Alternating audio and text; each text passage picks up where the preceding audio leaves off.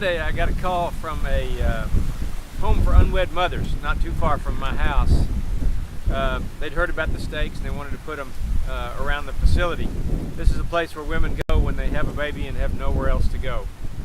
And they kind of made a production out of it. They loved the idea, and they had all the employees and all the women in the facility with their children come out to the four corners of the property, and they prayed together and read the verses at each corner.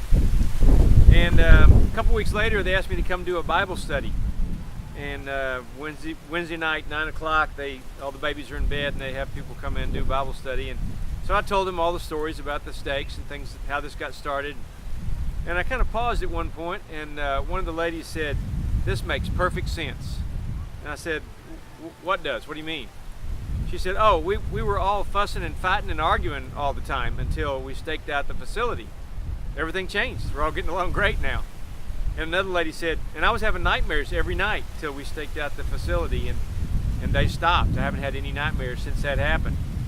And then a young lady sitting on the floor in the back of the room said, "I'll tell you what else happened that really shocked me. I was sitting on the front porch the next day reading my Bible.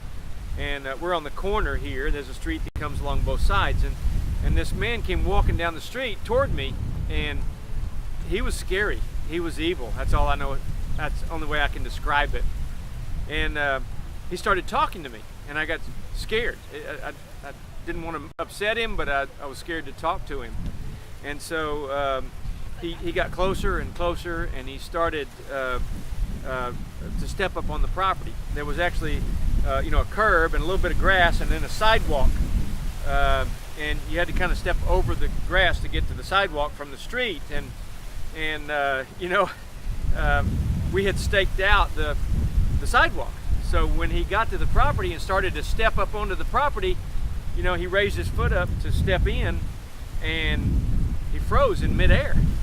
He just stood there with his leg up in the air, and he got a funny look on his face, and he backed up and moved over a little and tried again, and he literally couldn't step across the line where the stakes were. He turned around and left. Now, I can't explain that, except I can tell you God's word is still powerful. Keep praying.